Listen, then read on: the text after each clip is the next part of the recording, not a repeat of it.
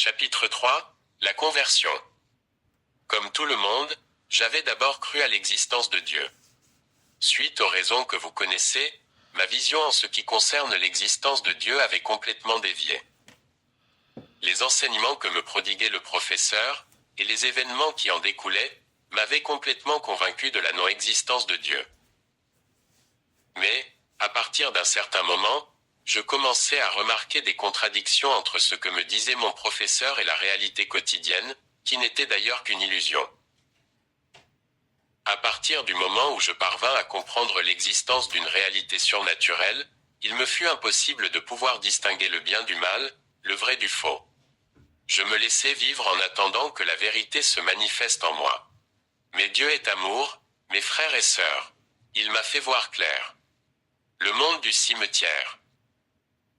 La première fois que j'ai connu le monde du cimetière, c'est le jour où j'ai signé le contrat par lequel je devais travailler pour la déesse Maharashati. Cette même nuit, lorsque nous étions revenus dans notre monde, après minuit, le professeur m'avait amené au cimetière. Je n'avais pas peur de la nuit, du fait que mon corps avait été conditionné pour ce genre de circonstances. Lorsque nous arrivâmes au cimetière, après nous être rendus invisibles, le professeur prononça une formule incantatoire appropriée, et toutes les croix du cimetière disparurent. Ce phénomène ressemblait à ce qui se passe lorsqu'on engage une bande vidéo dans un magnétoscope, avant que les images apparaissent sur l'écran. Ce même phénomène se produisit sous nos yeux. Un univers mystérieux remplaça les croix du cimetière, un monde constitué de gratte-ciel et de grandes bâtisses bien illuminées et animées. Il y avait des allées et des avenues, et tout ce qui constitue une ville contemporaine moderne. La population était constituée de jeunes. Aucun vieillard, aucun enfant, tout le monde était jeune. Le professeur était un habitué des lieux. Je fus l'objet d'un accueil sans précède, digne d'un serviteur de la déesse. Je ne sais pas bien comment vous le faire comprendre. Toujours est-il que, lorsque s'ouvre ce monde, notre façon de nous comporter, c'est-à-dire la manière de penser, de se déplacer, de raisonner, de parler, etc.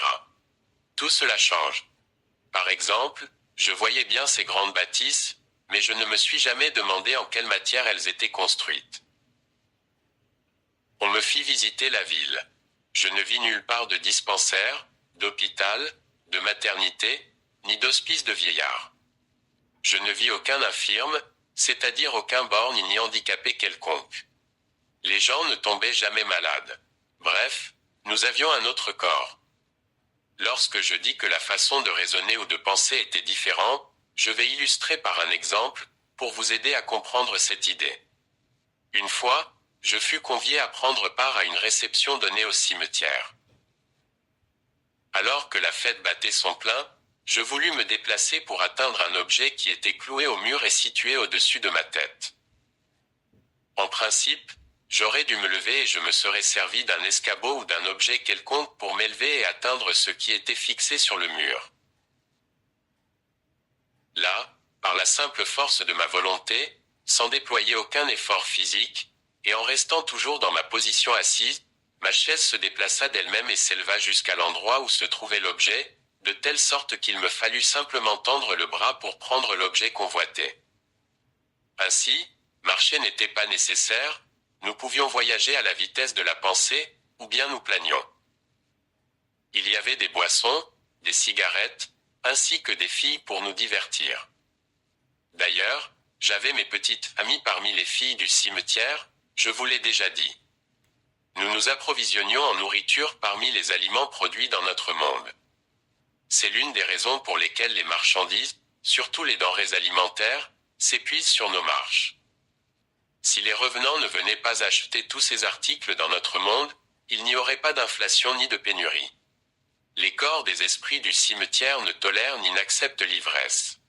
Mais certains esprits feignaient d'être ivres, pour déranger ou embêter les autres. La prostitution battait son plein parmi les filles du cimetière. Dans ce monde, il n'y a pas de famille, c'est-à-dire ni père ni mère, ni fils ni fille. Les femmes ne conçoivent jamais. Elles ne peuvent donc pas faire des enfants, et les gens ne meurent pas. La multiplication ou la reproduction se fait lors de l'arrivée des nouveaux candidats. À l'arrivée d'un nouveau candidat, un service d'accueil le prend en charge. Mes bien-aimés en Jésus, je dois vous donner certaines explications sur ce que je viens de dire.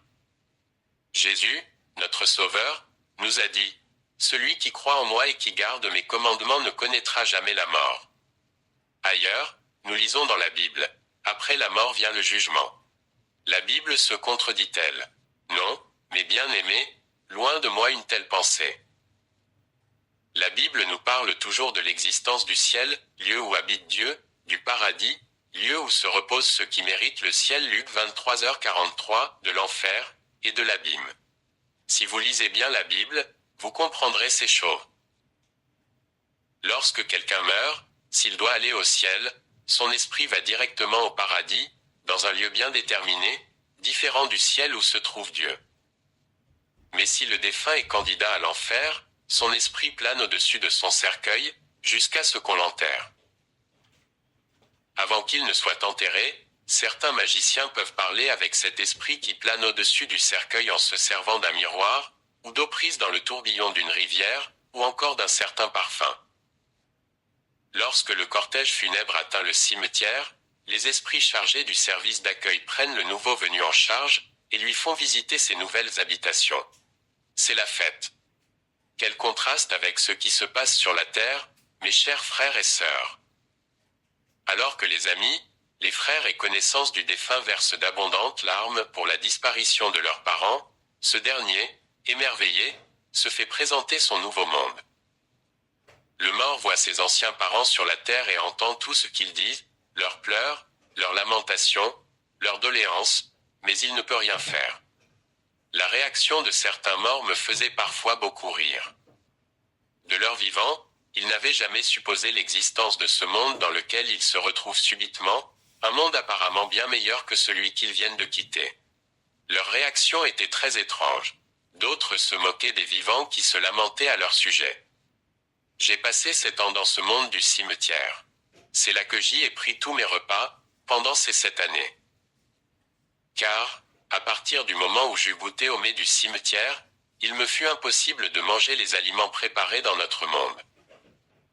Et pourtant, c'était le même riz, les mêmes bananes, les mêmes haricots, les mêmes feuilles de manioc et autres denrées, que ce que nous trouvions sur nos marchés.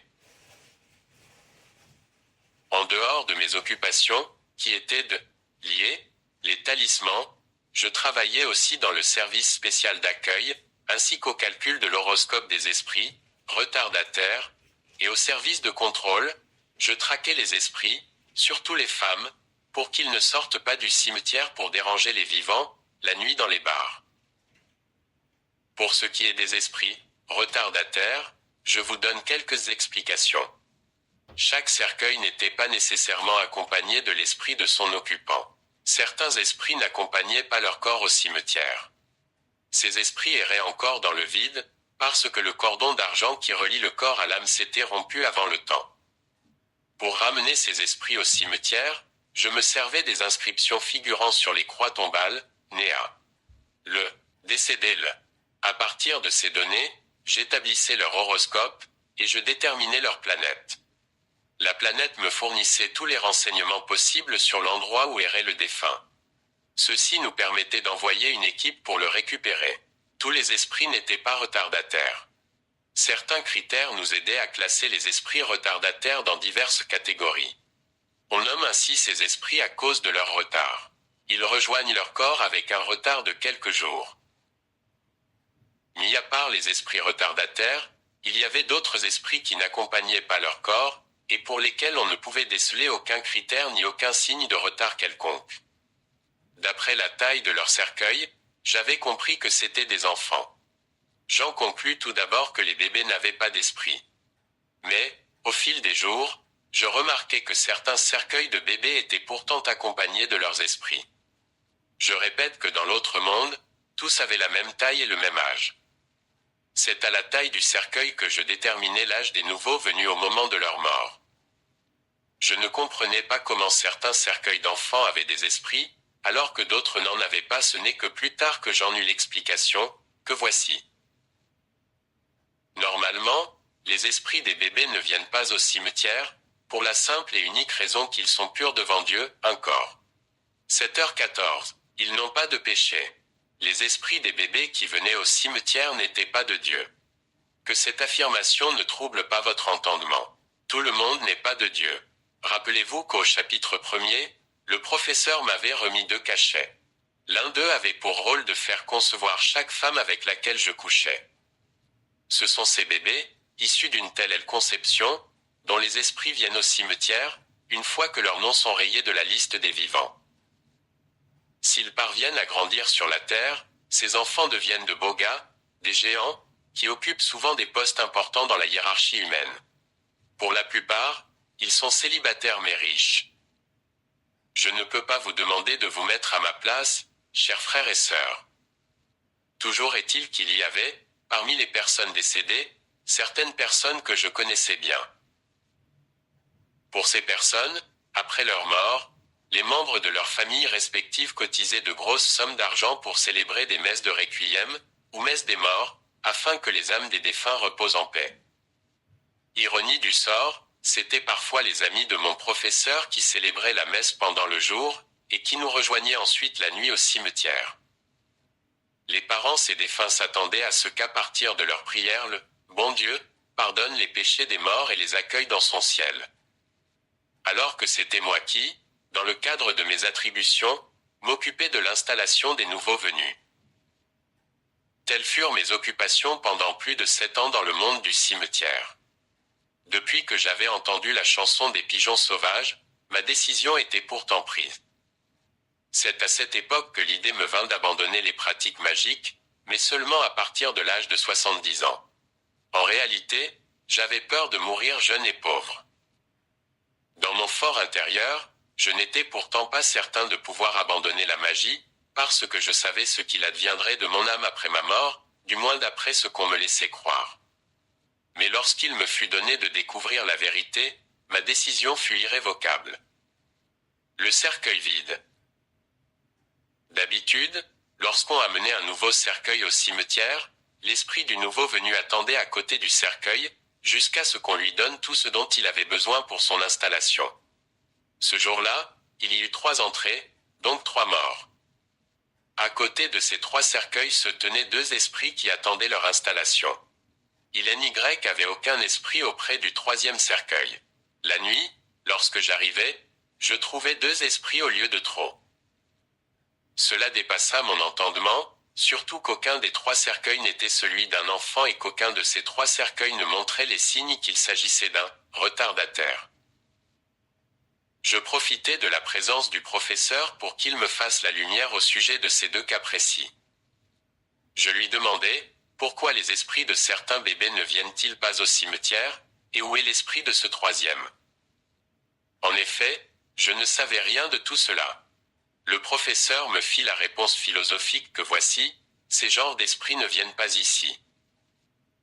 En principe, sur cette terre, la vie de chaque homme comprend 5 composantes, qui sont la nourriture, le vêtement, la richesse, l'honneur et la gloire. Les âmes des personnes qui viennent ici sont celles des hommes qui ont vécu toutes ces 5 composantes sur la terre.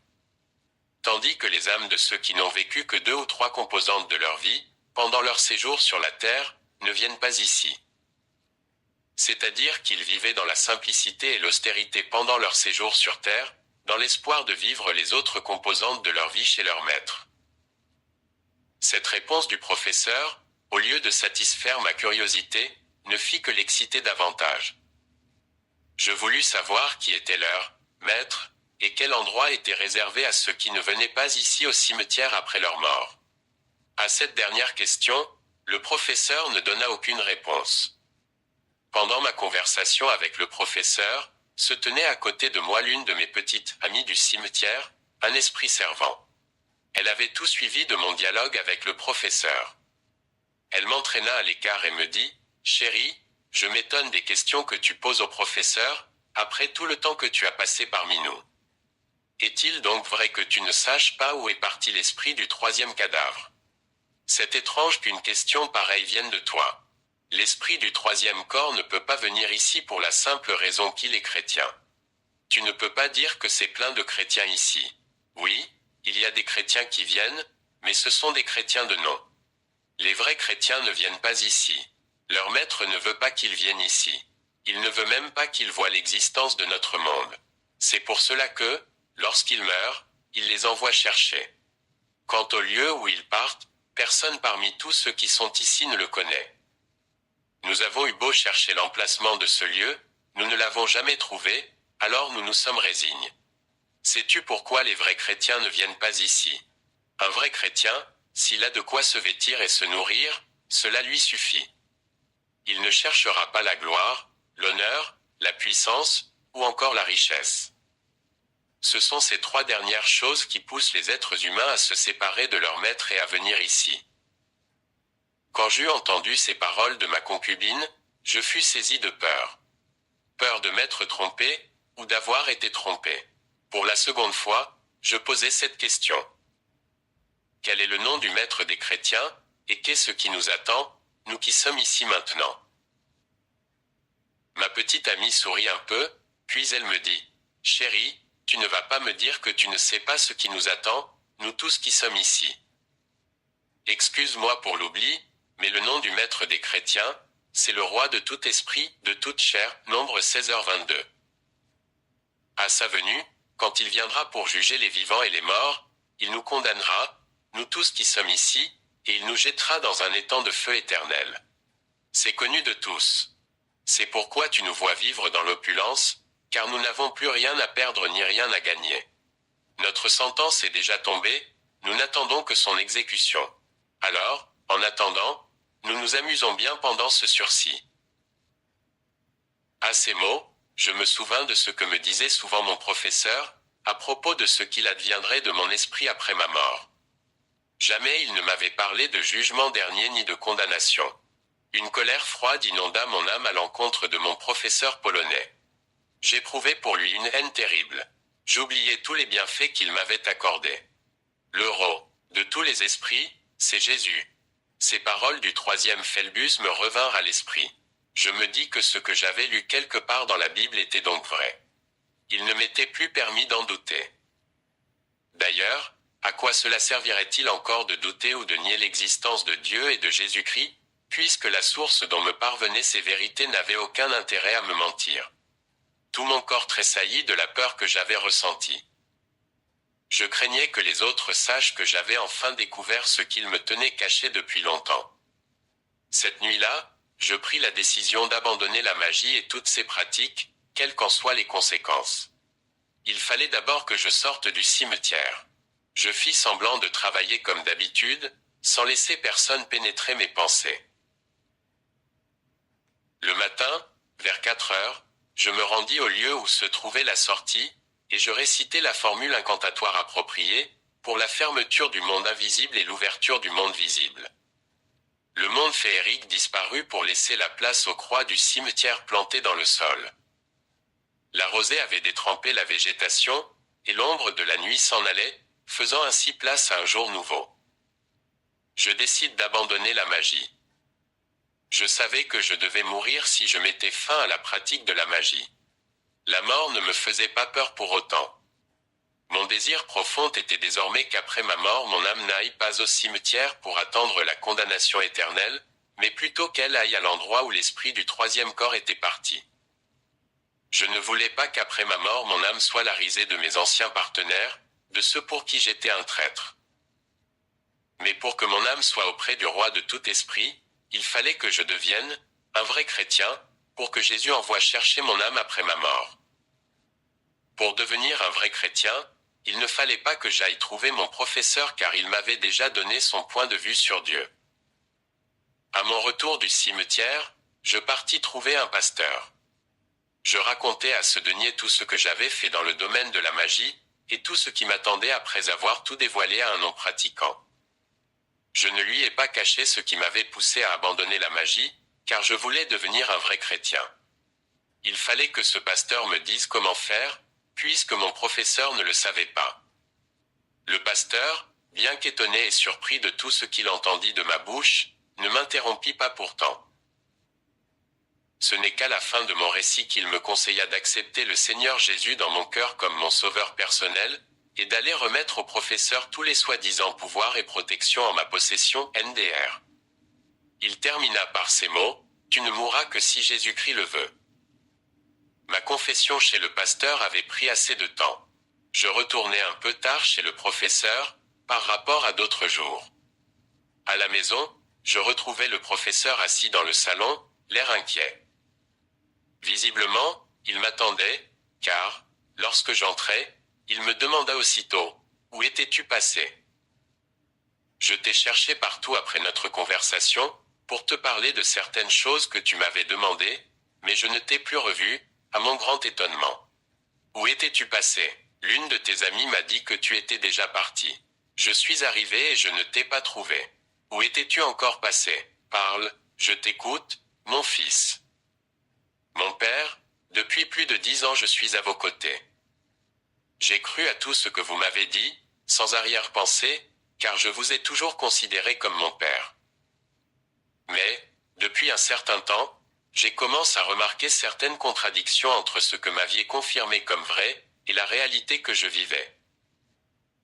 Mon père, vous m'aviez remis une protection, en disant qu'elle me protégerait contre tout ennemi visible ou invisible, et pourtant, j'ai été paralysé par les cris d'un jeune homme, qui avait seulement pronom un simple nom. Ce nom dont vous niez l'existence, en voulant que je fasse de même. Je vous ai longtemps cru et respecté, mon père, malgré mes propres expériences qui contredisaient vos affirmations. Hier encore, je voulais éclaircir 2 points pour lesquels mon raisonnement ne trouvait pas de solution adéquate.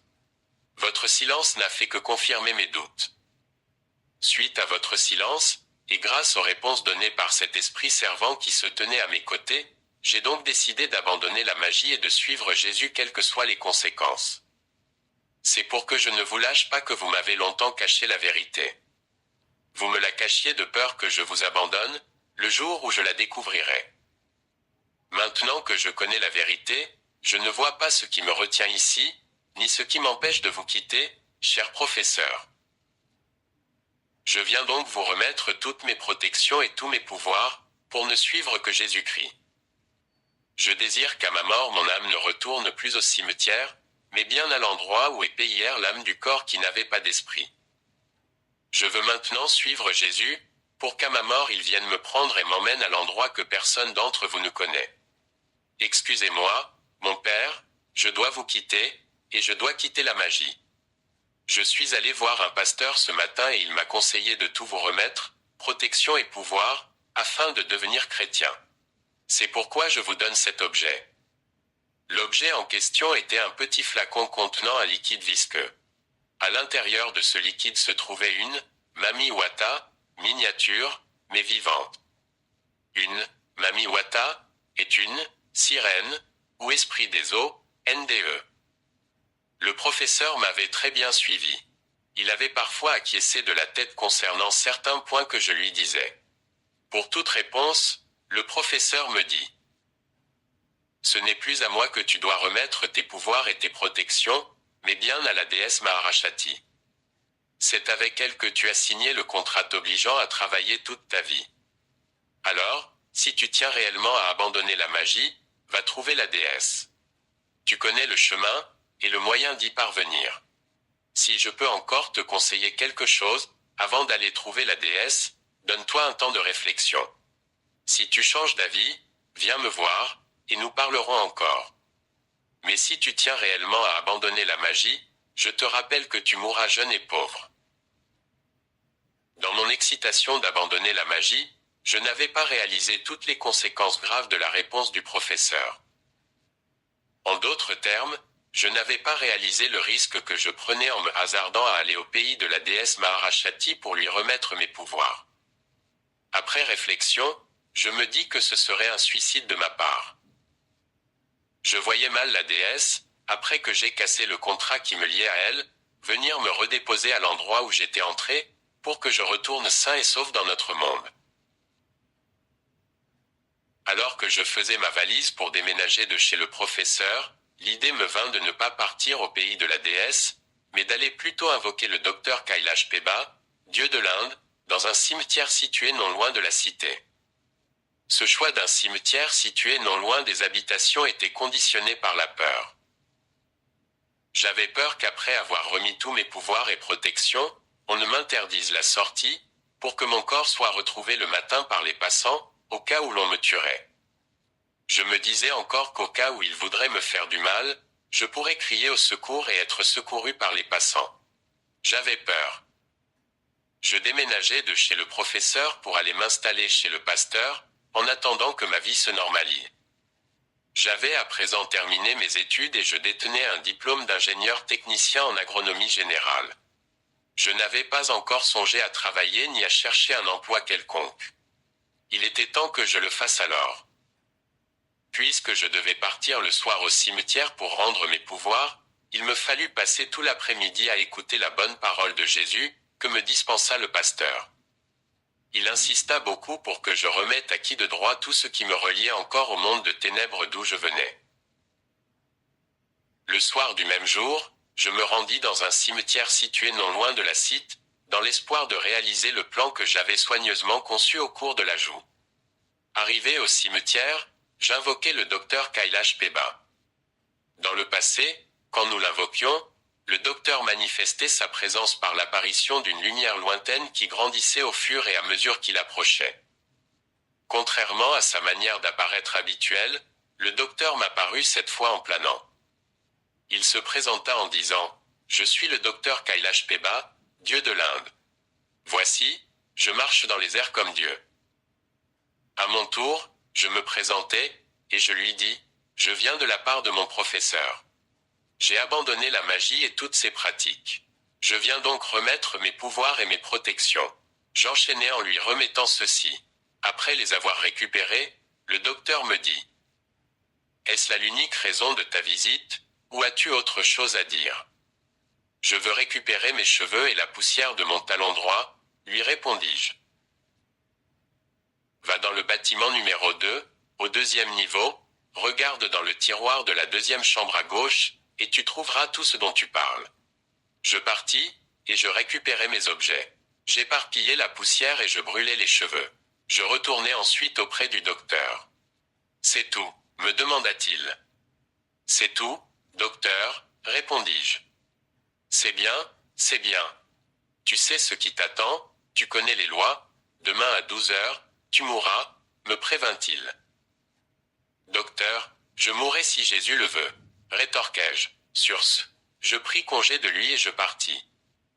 Sur le chemin du retour, je croisai un groupe compact d'esprits servants. Ils m'interdirent le passage, disant que le docteur voulait me voir pour un dernier entretien. Sans faire attention à ce qu'ils disaient, je leur demandai de me laisser le passage, au nom de Jésus. Sur ce, ils s'écartèrent tous, et je passai au milieu d'eux. Crois seulement, mon fils, et tu seras sauvé. Crois au Seigneur Jésus, et tu seras sauvé. Acte 16h31. Je pris un camion pour ma sous-région natale, où résidaient mes parents. Toi aussi, que tu sois magicien, féticheur, assassin, voleur, ivrogne. Que sais-je encore, crois et viens à lui tel que tu es, et il te sauvera comme il l'a fait pour moi. Bien qu'ayant bénéficié de la grâce du Seigneur, dans son ignorance, le frère Lisungi aurait sans doute évité certains combats s'il avait procédé de la sorte. Arrivé chez le pasteur, je lui racontai tout mon entretien avec le docteur Kailash Peba. Dieu de l'Inde, le pasteur m'encouragea et remercia même le Seigneur pour moi. Personnellement, je n'étais pas convaincu de l'efficacité de la prière, en ce qui concernait les menaces du docteur. C'est pourquoi je demandai au pasteur de me remettre une somme d'argent me permettant de me rendre à Yangambi, où résidaient mes parents. Je lui dis que je ne voulais pas mourir loin de ma famille. Le pasteur, après m'avoir exhorté à croire seulement au nom de Jésus pour être sauvé, me remit la somme d'argent nécessaire pour mon transport jusqu'à Yangambi. Il m'accompagna jusqu'à l'endroit où l'on emprunte le moyen de transport pour Yangambi. En cours de route, il ne cessait de me répéter « Tu ne mourras pas, le Seigneur Jésus t'aime. » La maladie. À Yangambi, en dehors de quelques étudiants qui avaient assisté aux démonstrations magiques que je faisais en plein air à Kisangani, Personne ne pouvait soupçonner mes activités mystérieuses. Ma conscience ne me reprochait rien vis-à-vis de mes parents. En effet, ils savaient que je faisais mes études à Kisangani et que l'un de mes professeurs me logeait. Parfois, lorsque j'étais encore avec Hélène, je leur avais envoyé de petites sommes d'argent, tout en leur faisant comprendre que j'étais sans emploi. En réalité, je ne pouvais pas éveiller leur attention en leur donnant de grosses sommes d'argent. Donc, mon arrivée à Yangambi fut tout à fait normale à leurs yeux. Je fus bien accueilli, les voisins vinrent me dire bonjour. J'éprouvais un peu de chagrin à l'idée que toutes ces personnes chères me manqueraient pour de bon après 12 heures, c'est-à-dire après ma mort. À 12h moins 5, je leur dis que je me retirais dans ma chambre pour me reposer. En réalité, je ne voulais pas mourir en présence de mes parents. Avant de m'étendre sur le lit, je fis cette prière. Seigneur Jésus, c'est pour te rejoindre que j'acquitte toute ma gloire, toute ma richesse et tout mon bonheur. Maintenant, je vais mourir, je te demande une chose, Seigneur Jésus, je voudrais que mon âme ne parte pas au cimetière, là d'où je viens. Envoie tes anges récupérer mon âme, pour que je ne sois pas larisé de ceux que j'ai quittés, de ceux que j'ai abandonnés pour te suivre. Je souhaite que mon esprit aille à l'endroit où l'esprit du troisième cadavre du cimetière est parti. Pardonne mes péchés et prends soin de mes parents. Amen. À 12 heures, je sentis une faiblesse envahir mon corps. Tout mon corps, ainsi que la chambre où je me trouvais, fut inondé d'une forte odeur de parfum. Je me dis que le docteur avait tenu parole. En effet, plus de 10 ans passés au service des démons m'avaient donné une certaine connaissance de leurs mœurs. Par exemple, lorsque je vivais avec Hélène, et que je prenais un bain, j'utilisais des bidons de parfum au lieu de l'eau. D'où venait-il? Je ne sais pas. Ainsi lorsque je sentis l'odeur du parfum, je me dis qu'ils étaient là. Puis je perdis connaissance. À 16 heures, je repris connaissance, et je constatai que je n'étais pas mort. Quelques instants après, je me paralysais, c'est-à-dire que les articulations de mon corps ne répondaient plus convenablement à ma volonté. J'avais perdu la mémoire. Je ne savais plus calculer 1 plus 1, ni comment je m'appelais. Je ne savais plus m'exprimer convenablement. Je ne pouvais plus me tenir sur mes jambes plus de 5 minutes sans tomber ou perdre l'équilibre. Bref, j'étais devenu retardé mental. Mes parents ne comprirent pas ce qui m'était arrivé. Moi, par contre, je le savais, mais je n'étais pas en mesure de le leur dire. Dans leur précipitation, ils emmenèrent chez des guérisseurs pour me venir en aide. Pendant 2 semaines, je suivis ce traitement indigène sans succès. On me faisait des incisions dans la peau du cou, des reins, du visage, du ventre et des poignets, à l'aide de lames de rasoir, tout en y frottant avec les doigts des substances noires en poudre. Je suivis ce traitement sans qu'il y ait une quelconque amélioration de mon état de santé. Il m'arrivait parfois de retrouver la mémoire pendant un intervalle de temps limité. Un jour, dans un moment de lucidité, je dis à mes parents: ce traitement indigène dont je suis l'objet ne m'est d'aucune utilité. Ce sont des esprits qui sont responsables de ma condition actuelle.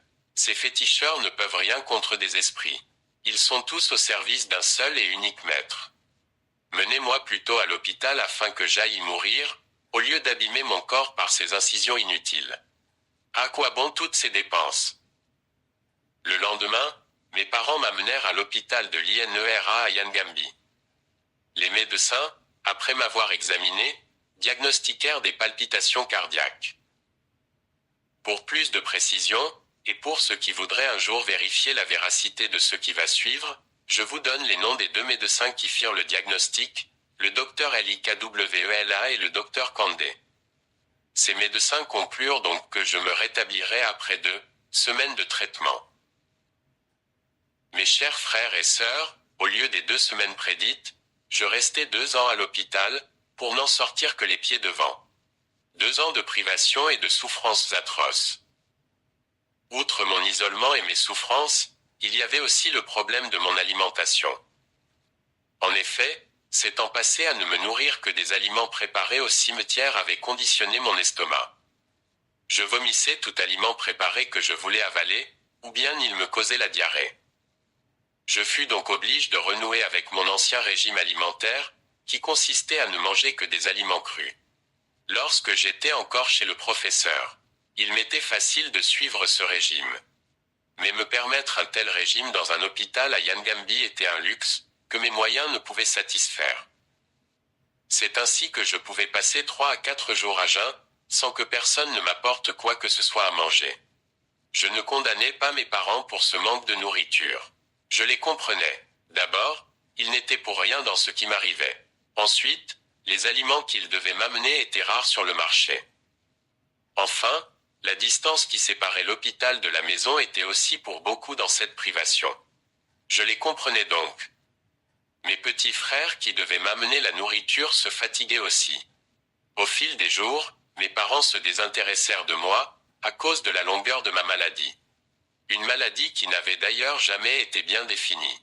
2 ans, ce n'est pas rien dans la vie d'un être humain. Mes parents souhaitaient soit mon rétablissement ou ma guérison, soit ma mort.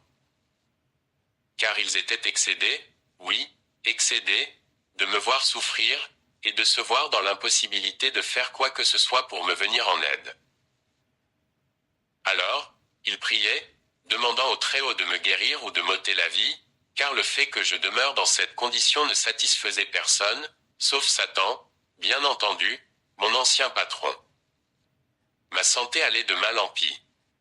Elle s'aggravait jour après jour, malgré les médicaments qui m'étaient administrés, grâce aux relations qu'entretenait ma famille avec certains infirmiers. Mon frère Puinet était infirmier stagiaire dans cet hôpital. Après son stage, il me confia aux soins de ses amis, afin que je sois bien traité. Malgré tous ces soins, ma maladie s'aggravait toujours. Je n'avais pas peur à l'idée de mourir.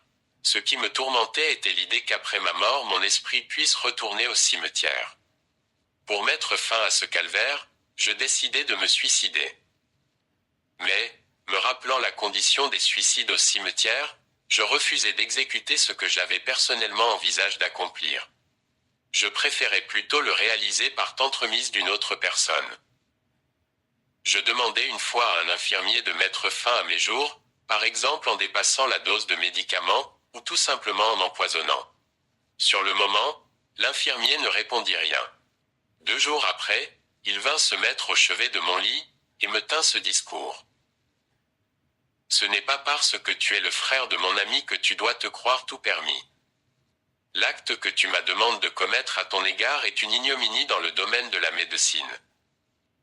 Aucun docteur, aucun médecin, aucun infirmier au monde ne pourra accepter de commettre l'acte que tu me demandes de commettre sans encourir des poursuites de la part de l'ordre des médecins. D'ailleurs, il serait rayé de l'ordre des médecins, et ne pourrait plus exercer sa profession de médecin. Tu vois donc que ce que tu me demandes de faire revient à trahir mon serment.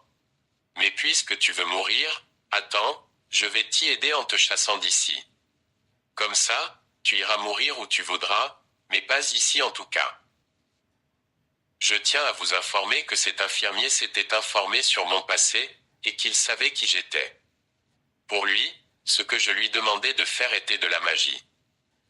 Moi, en revanche, je savais que c'était Satan qui me faisait souffrir ainsi, pour me prouver qu'il n'était pas facile de l'abandonner. On m'amena à l'hôpital d'essai, car il n'y avait pas assez de malades dans cet hôpital. Plusieurs jours passèrent. Un jour, j'étais assis dans la véranda, le dos appuyé contre une colonne. Je remarquai que le monde où je me trouvais se mit à me fuir. En d'autres termes, les images et les sons s'éloignaient de moi et revenaient. Lorsqu'ils s'éloignaient, tout devenait plus petit, et les sons devenaient inaudibles.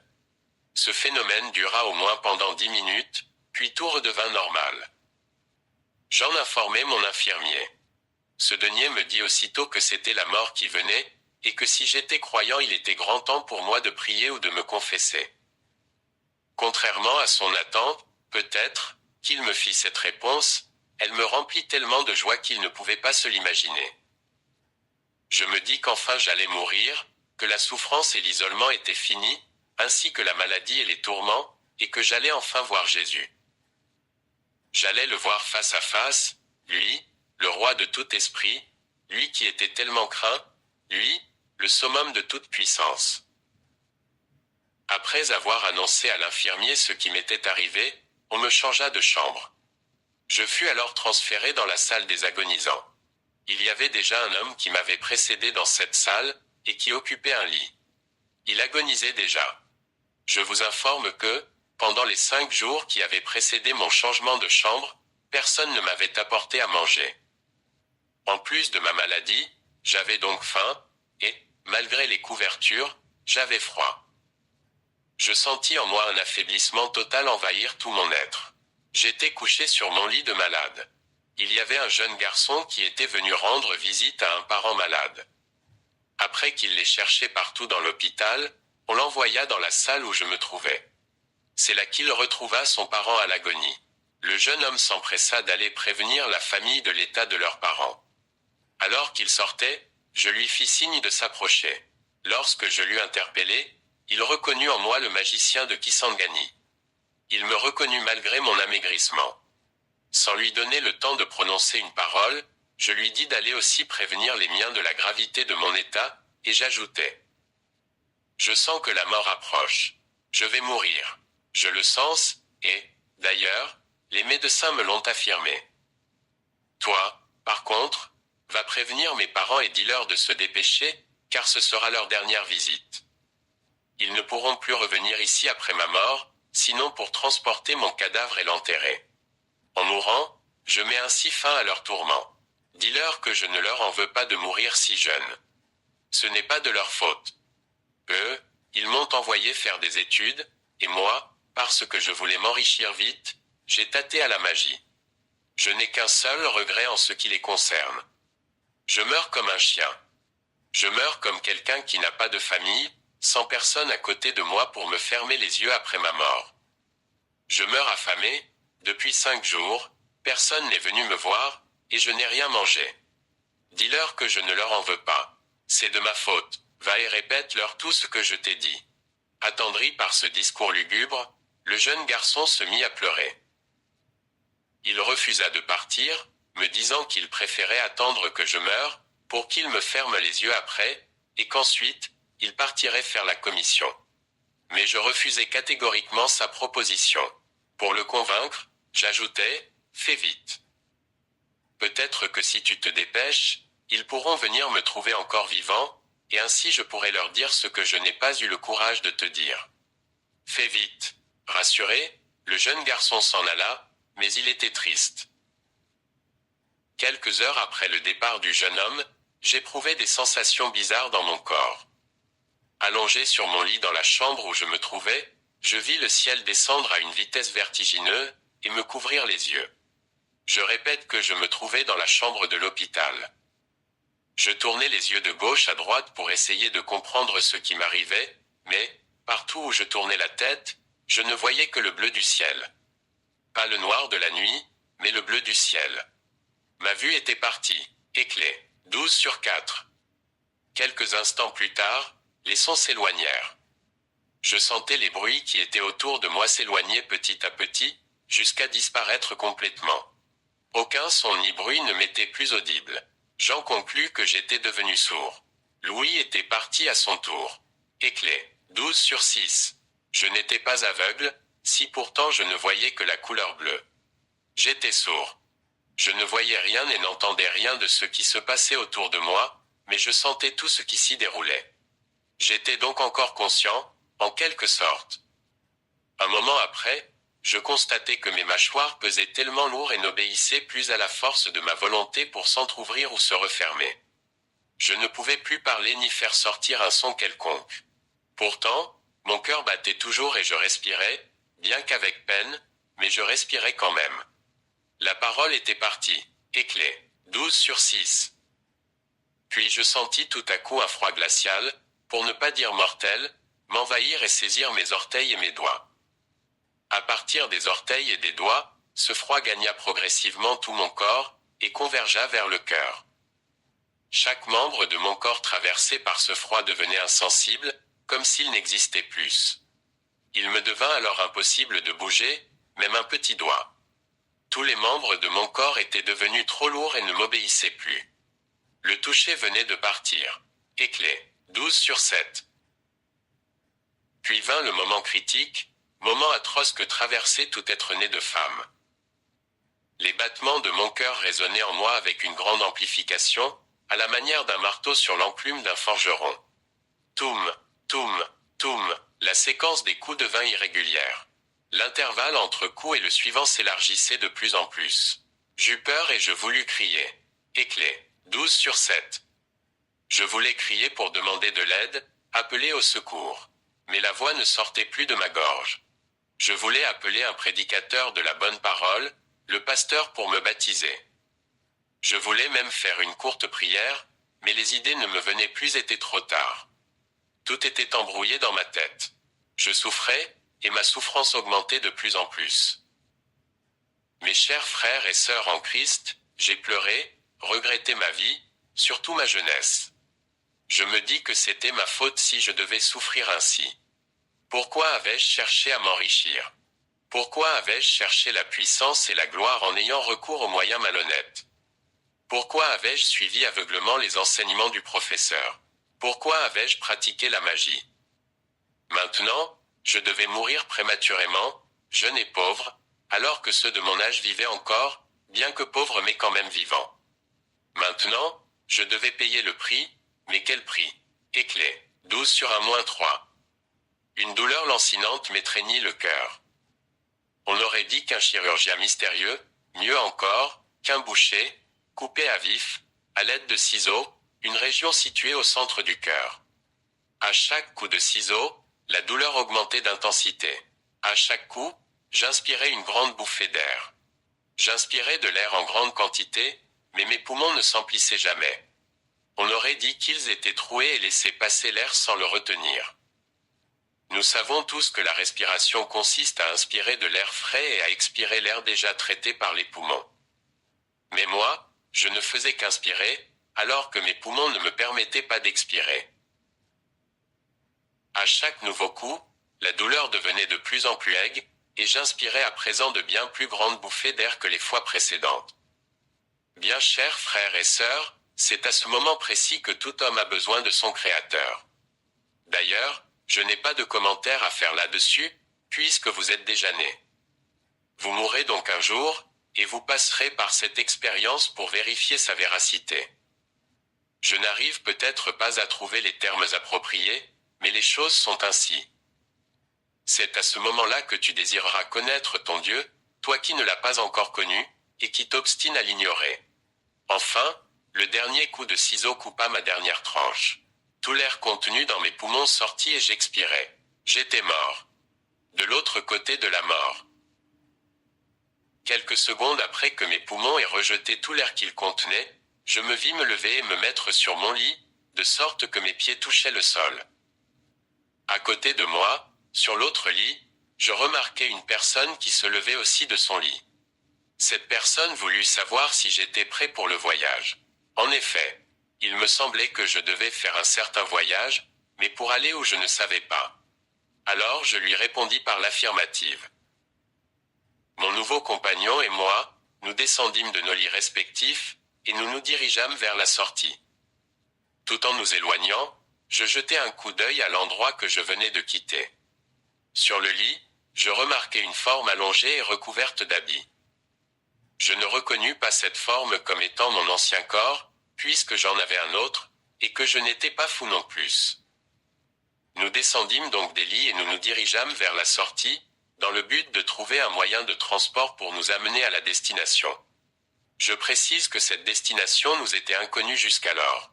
Nous partîmes nous installer de l'autre côté de la route qui passait par là. Une voiture blanche vint s'arrêter à quelques mètres de l'endroit où nous nous trouvions. Le conducteur en descendit et nous demanda si nous avions aperçu 2 personnes avec des paquets en main, et il ajouta, « Le roi m'envoie chercher 2 personnes qui, en principe, devaient se trouver à cet endroit. » Mon ami et moi répondîmes avec empressement qu'il s'agissait bien de nous. Le conducteur nous dévisagea un instant sans rien dire, rentra dans sa voiture, et partit. Après le départ de la voiture, notre attention fut attirée à un groupe de personnes qui venaient en faisant beaucoup de bruit, se tenant la poitrine tout en se lamentant. Sans faire cas de notre présence, Ils nous dépassèrent et entrèrent dans la salle d'où nous étions sortis. À l'intérieur, ils firent encore plus de bruit que dehors. Regroupés autour des deux lits, ils s'affairaient tout autour en se lamentant encore davantage, en regardant les deux formes allongées sur les lits. Vu que le bruit qu'ils faisaient nous exaspérait, je m'approchai de l'un d'eux pour qu'il m'explique la raison de tout ce vacarme. Je le touchai et lui demandai la raison de tout ce bruit. L'autre ne tourna même pas le regard dans ma direction. Je l'ai abandonné pour aller trouver un autre, toujours du même groupe. La réaction de cette deuxième personne fut identique à celle de la première. Je voulais contacter une troisième personne, lorsque mon compagnon intervint pour me dire de laisser tomber. Il ajouta : « Ne vois-tu pas qu'ils ne peuvent ni nous voir, ni nous sentir, ni nous entendre ? S'ils ne peuvent ni nous voir, ni nous sentir, ni nous entendre, c'est que nous sommes morts. » Cette déduction mit mon compagnon mal à l'aise. Vexé, il me dit : « Nous ne sommes pas morts et nous ne mourrons jamais, du moins en ce qui me concerne. Je suis vivant et je ne mourrai pas. » Voyant le ton de sa voix et le calme avec lequel il s'exprimait, je ne pouvais plus douter. Convaincu, je me tus et revins prendre ma place au bord de la route, à côté de lui. Un peu plus tard, les personnes en question s'éloignèrent de l'hôpital en emportant 2 colis. Un long moment passa sans qu'aucun incident ne vienne troubler notre quiétude. Puis vint un autre véhicule, un bus cette fois-ci, qui s'arrêta tout près de l'endroit où nous nous trouvions. Le conducteur, sans sortir de son véhicule, nous posa la question de savoir s'il s'agissait bien de nous, et si nous étions les 2 passagers qu'on lui avait ordonné de ramener à bord de son véhicule. Notre réponse fut affirmative. Étonné de notre réponse, il s'en alla déçu. Le silence fut rompu par une voix qui provenait d'au-dessus de nous, et qui disait « Femme chrétienne. Femme africaine chrétienne. » Levant nos yeux dans la direction d'où provenaient les voix, nous aperçûmes un grand navire, un bateau qui naviguait dans l'espace. Les passagers du bateau étaient des femmes noires, toutes coiffées de mouchoirs blancs. Sur le bateau était fixé le drapeau de Jésus. Lorsqu'elles nous aperçurent, ces femmes agitèrent leurs mouchoirs dans notre direction, et entonnèrent une mélodie dont voici le texte : « Le drapeau de Jésus flotte et nous montre le chemin du ciel. » Nous restâmes à contempler le bateau, qui disparut avec ses passagers dans les nuages. Nous répondîmes à leurs salutations en agitant nos mains. Longtemps après que le bateau ait disparu, je posai cette question à mon compagnon. « Mon cher, toi qui dis que nous ne sommes pas morts, as-tu déjà vu un bateau naviguant dans les airs ? Moi, pas encore, ce n'est qu'ici que je vois des choses pareilles. Ensuite, as-tu entendu les paroles de la chanson des femmes qui nous saluaient dans le bateau, tout à l'heure ? Le drapeau de Jésus nous montre le chemin qui mène vers le ciel. As-tu jamais entendu cela autre part, toi qui prétends ne pas connaître la mort ? » Pour toute réponse, après avoir souri de l'air de quelqu'un qui s'apitoie, il me dit : « Si toi tu penses que tu es mort, moi, je ne le sais pas, mon cher. Mais ne veux-tu pas que nous parlions d'autre chose, s'il te plaît, car je ne sais pas de quoi tu parles, et je ne tiens pas à te l'expliquer en tout cas. » Je me sentis ridicule devant l'attitude de mon ami. À chaque réponse qu'il me faisait, je sentais l'inutilité de mon insistance. Alors je me tus, et je me résignai, pour ne pas lui causer de soucis par mes questions. Un grand bruit nous fit sursauter, c'était un grand engin volant. Je le nomme avion pour une meilleure compréhension, mais, en réalité, ce n'était pas un avion. L'avion en question vint donc se poser à quelques mètres de distance de l'endroit où nous nous trouvions. Le pilote sortit de sa cabine et fit signe à mon ami de prendre place à bord. Ce dernier ne se fit pas prier 2 fois. Il entra sans protocole. Je m'apprêtais aussi à entrer, lorsque je vis la porte me claquer au nez. Le pilote, à l'aide d'un microphone, me dit qu'il n'avait pas reçu d'instructions précises à mon sujet. Il me dit qu'il fallait attendre la décision du roi, qui devait passer d'un moment à l'autre à cet endroit précis. À l'intérieur de l'engin, mon compagnon suivait mon plaidoyer avec le pilote. Soudain, une forte voix se fit entendre : « Le roi !» Tout à coup, le roi apparut. Son corps était transparent comme du cristal, C'est-à-dire que nos regards pouvaient traverser son corps sans peine, et voir distinctement les objets qui se trouvaient de l'autre côté. Il était beau et avait la stature d'un homme normal. Quelqu'un sortit de l'avion en tenant à la main un document, dans lequel il y lut toute ma vie passée. Il y décrivit toutes mes actions, depuis le jour où j'étais devenu conscient, jusqu'au moment où j'avais envoyé le jeune homme prévenir ma famille à l'hôpital. Le roi suivit tout sans mot dire, puis, à la fin, il fit un signe négatif de la tête.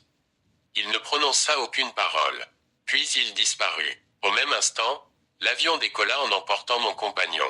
Alors que ce dernier s'en allait, un grand chagrin envahit mon cœur. Je restai seul, abandonné.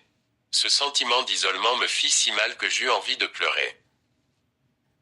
Mais, tout à coup, j'entendis une voix lointaine qui disait « JESUSCHRIST, juge des morts.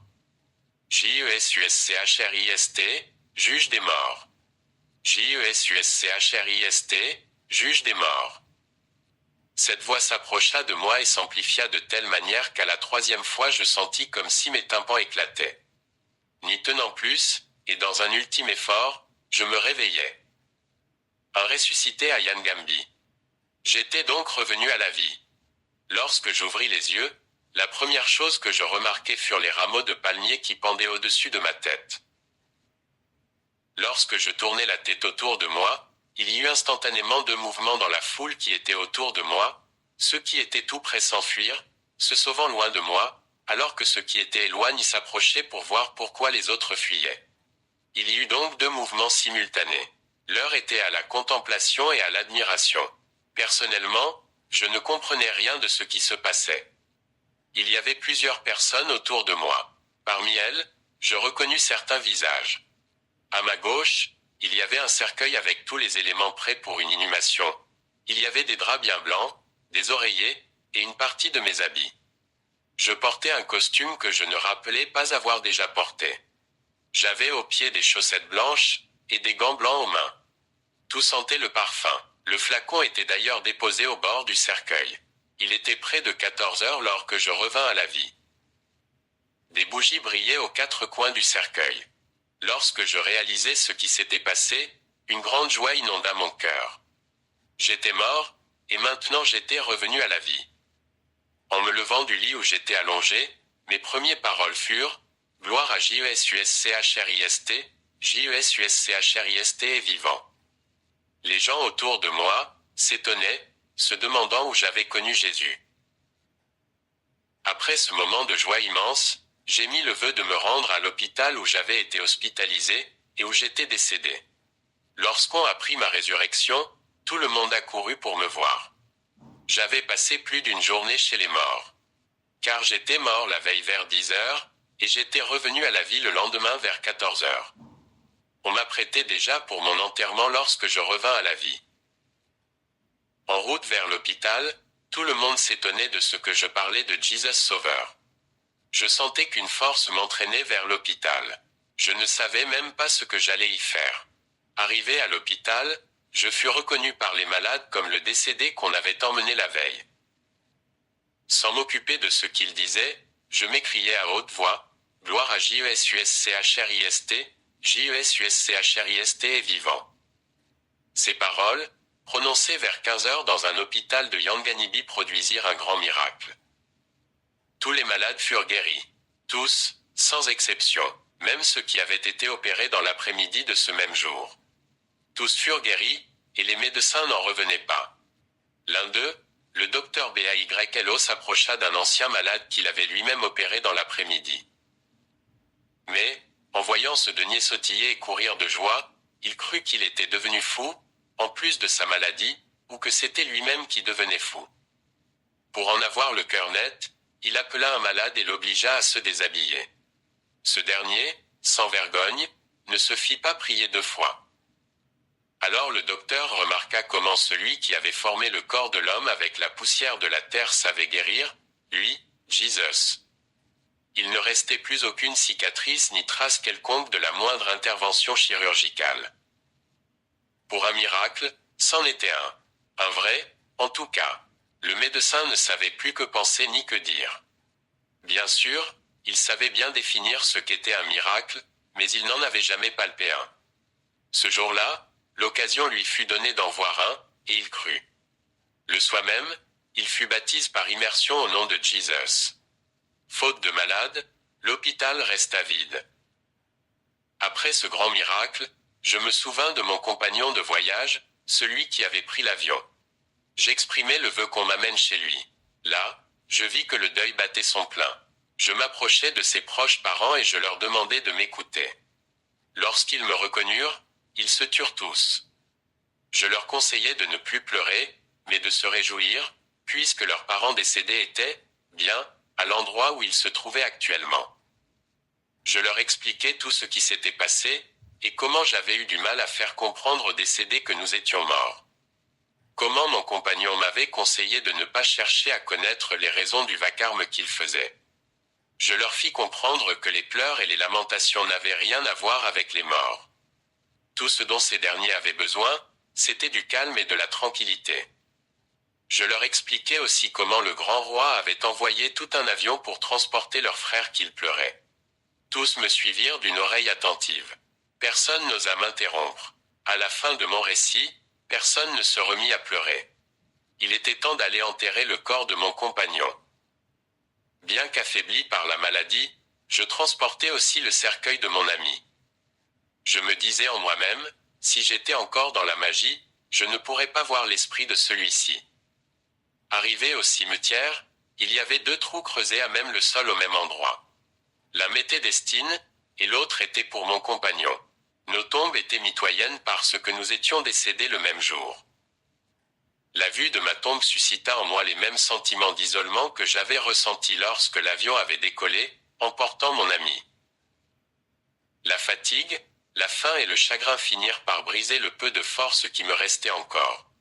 Me souvenant du départ de mon compagnon, je pleurais. Pourquoi étais-je revenu à la vie? Pour souffrir encore dans ce bas monde. Mon organisme avait besoin de beaucoup de repos et de nourriture. Je tombais par manque d'énergie, et je perdis connaissance. Évanoui, on me ramena à la maison. Je repris connaissance en cours de route. Plusieurs jours passèrent. Je retournai à Kisangani. Là-bas, je devins évangéliste. Pour approfondir encore davantage mes connaissances dans les choses de Dieu, je me fis inscrire à l'école biblique que dirigeaient les professeurs norvégiens. Mes parents choisirent une jeune fille en manège pour moi. Puis je fus employé à la société CAMEZA, agence de Kisangani. Cette entreprise fabrique des fils métalliques. J'avais le grade de sous-directeur. La société me logeait et j'avais une Land Rover à ma disposition. Le Seigneur bénit son œuvre à travers mon ministère, au sein de l'église de Kisangani. Beaucoup de miracles produisaient à travers nos prières, entre autres la guérison des malades mentaux. En effet, notre ministère concernait surtout les malades mentaux. Nous prions pour eux, et le Seigneur les guérissait tous. Parmi eux, il y eut les 2 jeunes étudiants qui avaient pris la fuite lors de l'arrivée des Felbus, le commando qui avait tiré sur moi, et bien d'autres personnes encore. Autour de nous se forma une cellule de prière. Dans le cadre de mon ministère, je persuadai plusieurs personnes, à qui j'avais remis des talismans lorsque je pratiquais encore la magie, de suivre mon exemple et abandonner les pratiques magiques. Certains acceptèrent et abandonnèrent la magie, tandis que les autres ne voulurent pas de mes paroles. Chez eux, Satan avait resserré le bandeau de l'ignorance sur leurs yeux, de peur qu'ils ne voient la clarté de la prière, pendant qu'il faisait encore jour. La mission. Mon diplôme d'ingénieur technicien en agronomie générale me permit d'assumer certaines responsabilités dans des sociétés de la place. À la CAMEZA, par exemple, je fus directeur régional adjoint à la succursale de Kisangani. Contrairement à certaines personnes qui, une fois bénies matériellement, éprouvent de la honte à proclamer Jésus-Christ ressuscité, mes fonctions ne représentaient pour moi aucun handicap pour prêcher l'évangile autour de moi. C'est pour vous dire que j'avais repris le cours de la vie. Bien-aimé dans le Seigneur, mon intérêt pour les choses divines avait fait que je devienne évangéliste dans une communauté protestante de la place. Pendant 6 ans de ministère au sein de mon église, je tins secret le témoignage dont vous venez de prendre connaissance. Ce silence était dû à plusieurs facteurs que voici. D'abord, je ne voyais aucun intérêt à raconter aux enfants de Dieu ce passé de moi-même que je voulais coûte que coûte oublier. Ensuite, j'avais peur d'être traduit en justice par certaines personnes qui se sentiraient directement concernées par ce récit. Enfin, il y avait le respect dû à mon professeur qui, d'ailleurs, se trouvait toujours sur place. La boule de feu. Autour de moi se forma un groupe de prière qui ne dépendait d'aucune autre communauté existante, sinon de Jésus-Christ lui-même. Nous nous réunissions pour la louange, la méditation de la parole de Dieu, la prière d'intercession et l'adoration. Comme je vous l'ai dit précédemment, le Seigneur nous avait donné le don de guérison. Un jour, on nous emmena cette malade, afin que Dieu les sauve par nos prières. Mais, malgré nos prières, aucun des malades ne fut rétabli. Et comme s'était ajouté à cela une certaine sécheresse spirituelle au sein de notre groupe, nous décrétâmes un jeûne de 7 jours, afin de raviver la présence du Saint-Esprit au milieu de nous. Ce jeûne devait se terminer par une veillée de prière qui coïncidait avec la date du 1er janvier 1986. Un événement se produisit alors au cours de cette nuit. En effet, nous nous trouvions au nombre de 32 dans une chambre de la parcelle située au 39, rue de Mangobo. Quartier Rongo, zone de Matete, dans la ville de Kisangani. Nous exaltions Dieu par des cantiques de louange, et tout le monde transpirait. Tout à coup, une boule de feu descendit, et s'arrêta au milieu des 4 frères choristes. Poussés par la puissance du Saint-Esprit, ces frères confessèrent à tour de rôle leurs méfaits à haute voix, tout en pleurs.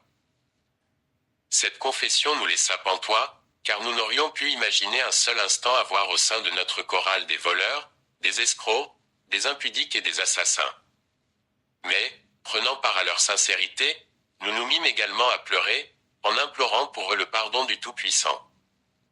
Comme c'est merveilleux de recevoir le pardon du Seigneur, d'être lavé de tous les péchés, et de vivre en l'amour du Christ. Dans cette boule de feu que tout le monde voyait au milieu de nous, j'aperçus ce qu'Ézéchiel avait vu et écrit au 2e verset de son livre, 1, être en blanc. Cet être de lumière s'approcha de moi et épongea mes larmes.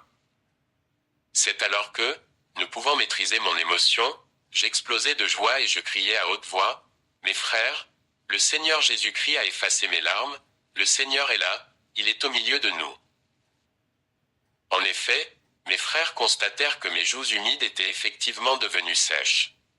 Mais ils ne virent que la boule de feu, et non le Seigneur. Quoi d'étonnant à cela, mes bien-aimés? Ceux qui accompagnaient Saul sur la route de Damas n'avaient-ils pas vu la lumière sans entendre la voix? Après cela, l'être redevint la boule de feu, qu'il s'éleva vers le ciel en m'entraînant dans sa trajectoire, de la manière décrite dans Ézéchiel 8/3. Tandis que, pour les frères qui priaient avec moi, je m'étais écroulé sans vie à même le sol. Mes frères bien-aimés dans le Seigneur, c'est avec beaucoup de réserve que je vous décris cette partie de mon témoignage.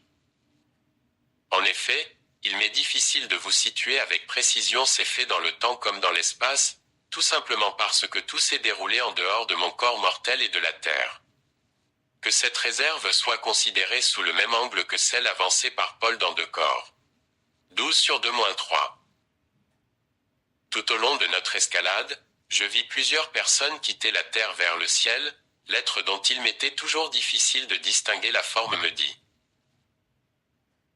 J'ai permis que tu fasses de la magie et que tu saches toutes ces choses pour les dénoncer à tes semblables par ton témoignage, pour qu'ils abandonnent leur mauvaise vol, se convertissent et vivent. Cependant, tu te tais et tu prêches mon évangile. Oui, mais témoigne d'abord devant tes frères pour que mon message parvienne dans leur cœur et y trouve sa place. Viens voir ce que coûte ton silence. Arrive à une bifurcation, il me dit, sur terre, vous dites toujours qu'il y aura un jugement, mais sans comprendre sa signification. C'est ici le jugement. C'est ici que chacun emprunte automatiquement sa direction, selon la vie qu'il a menée sur la terre. Vois-tu quelqu'un qui juge les gens qui viennent? Non, je ne vois personne, répondis-je. L'une des 2 directions à emprunter aboutissait à un grand puits, un grand gouffre dont le fond, recouvert d'une matière noirâtre, comme celle qui a subi de grandes températures, ressemblait à un tuyau d'échappement de moteur.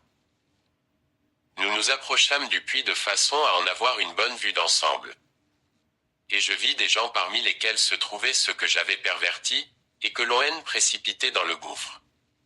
Avant de basculer, ils trouvaient le temps de gémir et de dire « Ah !» Le pasteur Lisungi nous avait informé de ces choses, nous n'en serions pas là. C'est un mauvais pasteur. Les autres disaient « Lisungi nous a trompés ». Parmi ces derniers, je reconnus effectivement mes anciens clients de talisman, c'est-à-dire à qui j'avais remis de soi-disant pouvoir et protection. Je réalisai mon crime avant même que le Seigneur eût ouvert la bouche, le prix de mon silence. Je me sentis mal à l'aise.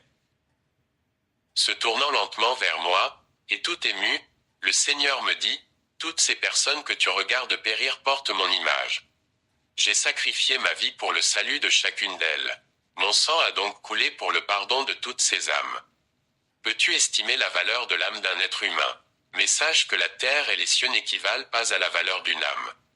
Alors, vois-tu combien d'âmes se perdent suite à ton silence ? Que me donneras-tu en compensation ? Rien, pas même ta propre vie, car elle aussi est précieuse. Par conséquent, toi aussi tu seras là. Moi, Seigneur, implorai-je. Il répondit, oui, toi. À ces mots, je tombai à genoux tout en pleurs, et je l'implorai en ces termes, si j'ai trouvé grâce à tes yeux, mon Dieu, pour que tu me fasses voir la gravité de mon péché, accepte, ô Seigneur, de me pardonner. Je ne savais pas que mon silence pouvait être aussi fatal. Accorde-moi, je t'en supplie, une chance de dénoncer sans rien omettre tout le mal que j'ai connu, qui sévit dans ton peuple et qui le détruit, car je ne savais pas qu'il en était ainsi.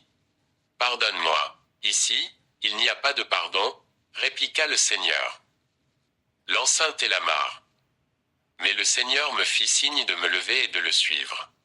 Nous quittâmes ces lieux affreux pour aller vers un autre. Arrive à un certain endroit de notre parcours, je me sentis comme aspiré dans une sorte de tunnel invisible, à la sortie duquel je remarquai une très grande clôture, un mur d'enceinte qui allait à perte de vue dans les deux sens. Visiblement, l'enceinte grouillait de monde.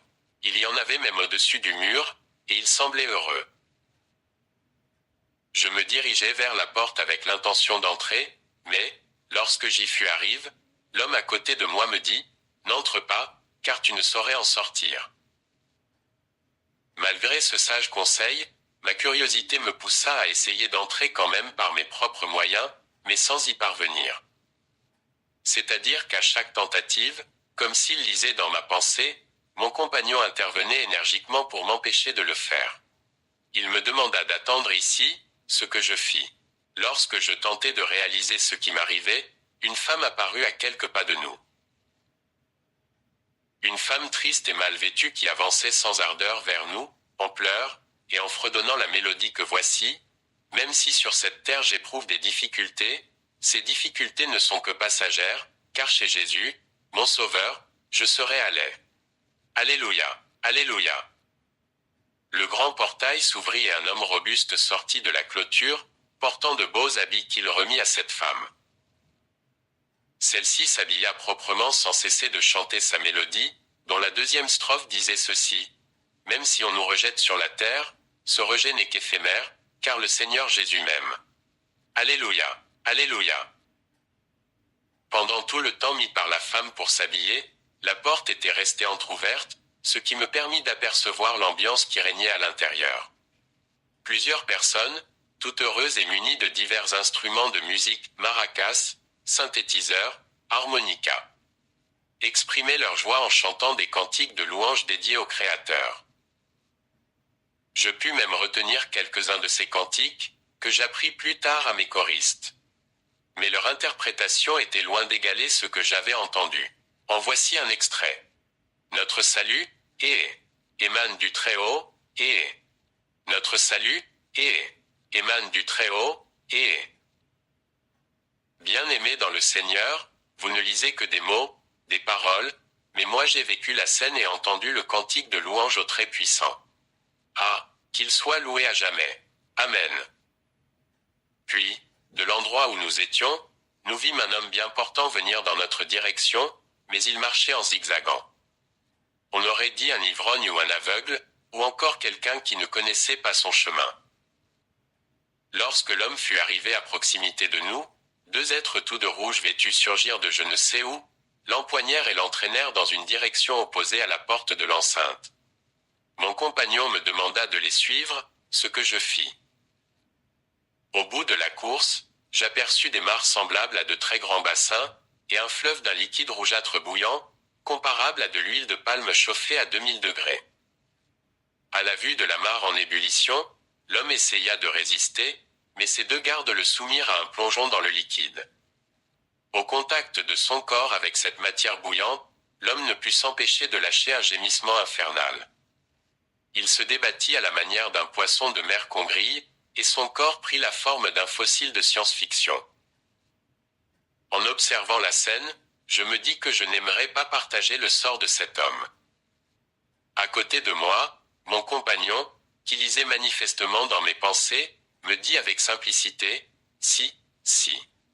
Ta place est ici. » Pour la seconde fois, je tombai à genoux en pleurant, il me releva et nous regagnâmes notre première place.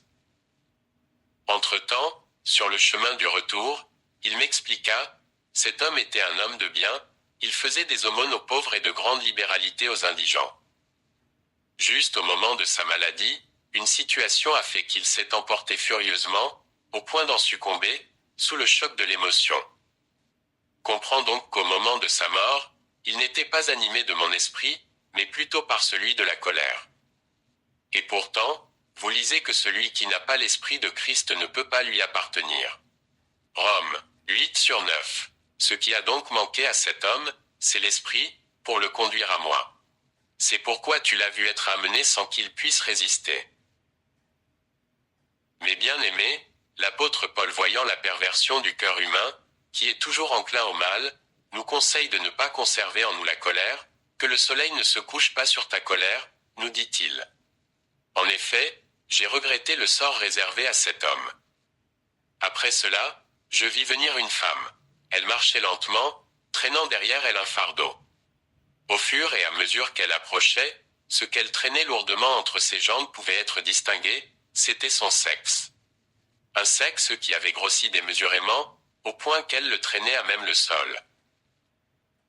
Arrivée près de nous, personne n'osa la regarder deux fois tellement c'était affreux, sale, répugnant, et nauséabond. Elle fut aussitôt acheminée vers les mares en ébullition. Avant d'y plonger, elle s'exclama. « Ah! Toi, chose que j'ai tant désirée, toi qui faisais ma joie, tu me nourrissais, me logeais et me vêtissais, voici où tu m'amènes. » Pour m'expliquer le sort de cette femme, mon compagnon me dit, malgré les conseils que je lui prodiguais à travers mes ministres, elle n'a pas cessé de se prostituer, et disait que son sexe était sa raison d'être. Je vis plusieurs femmes jetées elles aussi dans la mare, sans qu'on me révèle pourquoi. Mais je compris de moi-même qu'elles l'avaient été pour cause d'adultère. Puis vint le tour d'un jeune homme. Au fur et à mesure qu'il progressait vers l'entrée de l'enceinte, sa poitrine bombait et augmentait démesurément de volume, de sorte qu'il lui fut impossible d'entrer par le portail. Il se débattit pour entrer, mais Sari succès. Il fit de grands bruits, jusqu'à nous inviter à lui venir en aide. Alors survinrent les deux hommes en rouge qui l'apostrophèrent, lui donnant l'ordre de ne pas nous déranger. Après quoi ils l'empoignèrent. Le jeune homme ayant manifesté une protestation, il fut sévèrement battu et entraîné en direction des mares.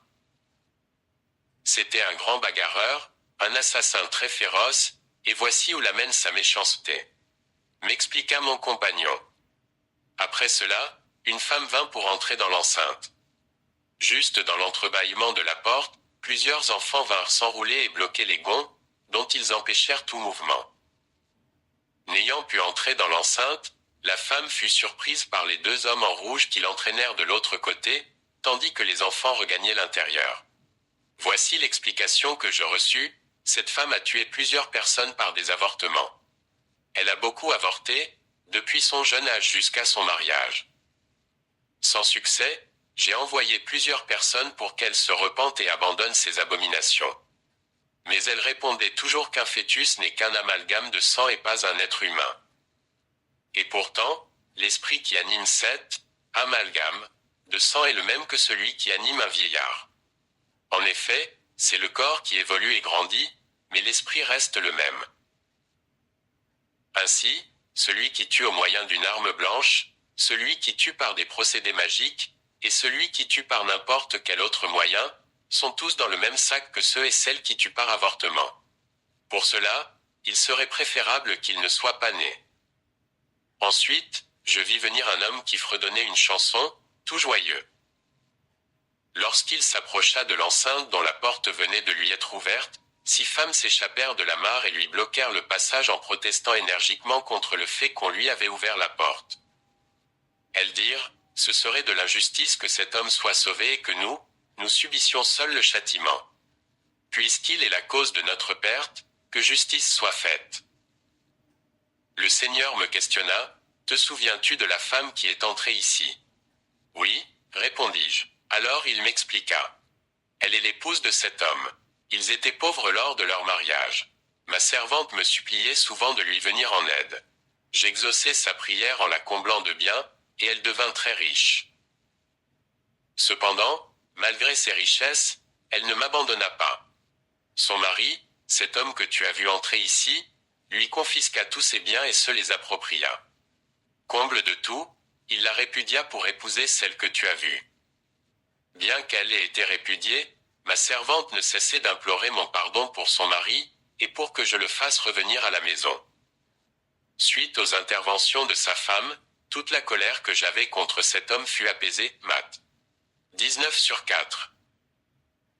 Se moquant de moi, ce dernier répondait à mes serviteurs qu'il était prêt à reprendre sa femme, à condition qu'elle consente à partager le lit conjugal avec ses 6 rivales, chose que ma servante ne pouvait accepter, de peur de partager le péché, un corps. 6h. Elle est donc demeurée seule jusqu'à sa mort, rejetée même par ceux de sa famille, car ils ne comprenaient pas pourquoi elle ne voulait pas cohabiter avec ses rivales. En réponse à mes serviteurs, les concubines avaient avancé la raison qu'elles ne pouvaient abandonner leurs enfants. Ce n'était pas vrai, car en réalité c'était elles qui ne pouvaient se défaire de la vie de facilité qu'elles avaient auprès de leur amant. En effet, cet homme était excessivement riche. L'horreur de la pauvreté, l'amour de l'argent, de l'honneur et du luxe, avaient endurci leur cœur, au point d'entraîner leur perte, Matt. 6h24. Les 6 femmes sont mortes à leur tour. L'homme ne s'est pas converti pour autant. Il a continué sa vie de désordre. Mais, voyant la mort s'approcher, cet homme invita mes ministres à lui prêcher la bonne nouvelle, et il s'est repenti juste avant sa mort. Je lui ai pardonné, mais il est quand même responsable du sort de ces femmes. Mes bien-aimés dans le Seigneur Jésus-Christ, ce n'est pas pour rien que l'apôtre Paul, bien que rempli du Saint-Esprit, ne fut pas en mesure de nous communiquer dans un langage humain ce qu'il avait vécu au 3e ciel. J'ai vu et entendu bien des choses en si peu de temps, en heures terrestres. Dans ce laps de temps, le Seigneur m'a parlé du passé et du futur. Puisse le Saint-Esprit vous aider à me comprendre. Amen. La mission. J'avais l'habitude de recevoir dans notre groupe de prière toute personne qui nous déclarait avoir accepté Jésus-Christ dans sa vie, sans nous enquérir au préalable de ses activités.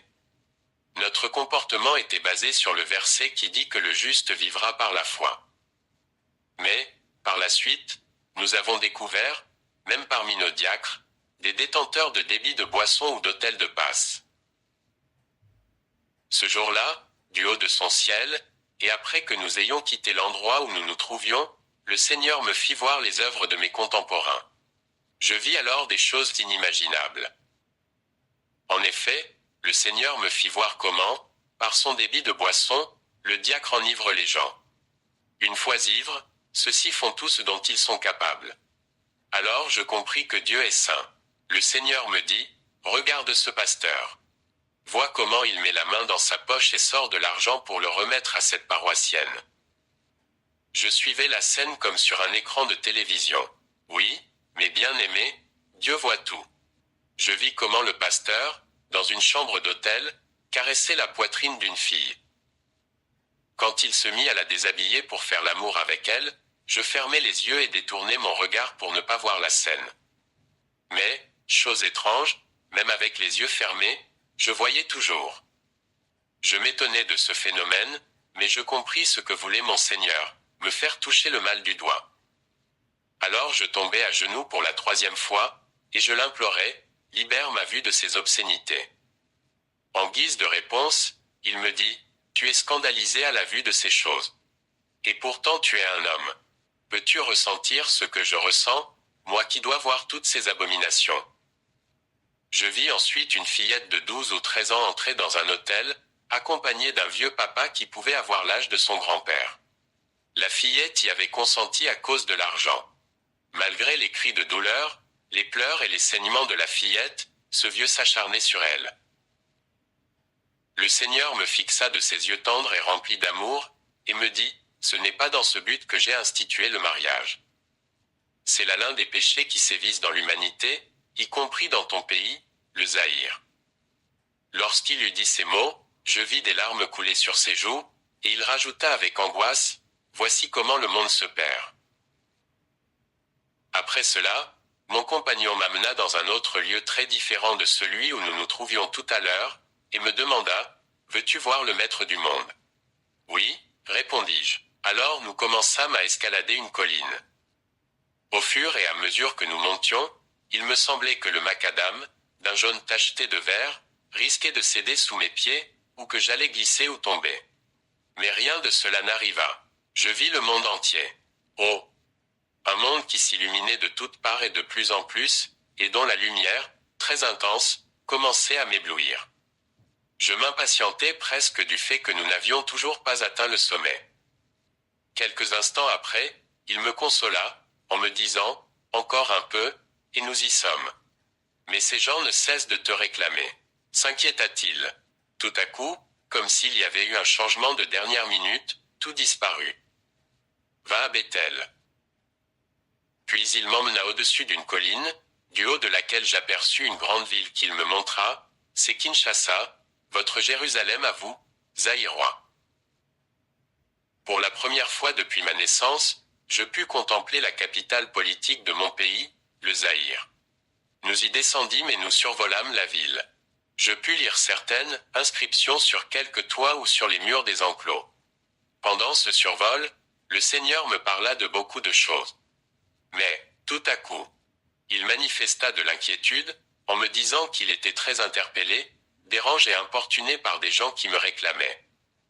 Ces gens insistent depuis longtemps, ils ne se lassent pas de m'importuner, et j'en suis fatigué. Se lamenta-t-il.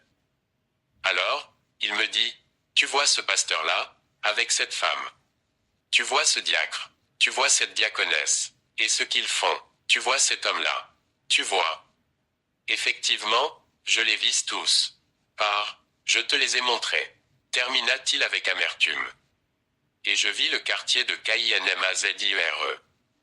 Il y avait là quelqu'un dont je tais le nom, de peur que vous ne le reconnaissiez. Le Seigneur me dit, c'est un pasteur, mais il a 2 femmes. L'autre, il l'a caché. La voilà, son nom est Mado. Va, et dis-lui d'abandonner son péché. Va. Ensuite, au niveau du boulevard Lumumba, dans la zone de Limté, le Seigneur me montra un mur de clôture donnant sur la première rue, sur lequel je lus les inscriptions suivantes. Groupe charismatique de Limté, première rue Limté, site de Bethel. Permanence. Nous nous attardâmes devant cette inscription qu'il pointa du doigt, en me disant avec insistance, « Tu iras d'abord donner témoignage à Bethel, avant d'aller le faire ailleurs à Kinshasa. Fais-le d'abord dans cette assemblée, et tu verras ce que Dieu va faire. Ensuite tu iras où mon esprit te conduira. Je serai avec toi. » Encore une fois, il me dit, « Regarde, on t'appelle toujours, et je suis fatigué par ces appels pressants et incessants. Les voilà. » Je cherchais à savoir qui étaient ces gens qui s'offraient le luxe de troubler une si bonne conversation que j'avais avec mon Créateur. Je crus un instant qu'ils étaient derrière moi et, lorsque je détournai les yeux pour les voir, pour la seconde fois, je me retrouvai revenu à la vie, allongé sur une chaise longue. Les gens qui me réclamaient étaient effectivement là, qui me réclamaient, qui ne cessaient d'implorer mon retour au Seigneur. Car, pour ce 2e décès, personne ne pleurait, mais tout le monde était plutôt en prière. J'étais revenu à la vie sans avoir vu le maître du monde. Moi qui avais subitement eu tellement envie de le noir. Cela me fit énormément de peine. En même temps, je fus agréablement surpris par la foule très dense de ceux qui étaient venus me plaindre et assister au second décès du frère Lusungi. C'était formidable, extraordinaire. Parmi ceux qui m'entouraient, il y avait mes frères, compagnons de jeûne, mes professeurs norvégiens, ceux qui avaient été guéris par le Seigneur par notre prière. C'était fantastique. Il y avait des religieux et des religieux de différentes confessions religieuses.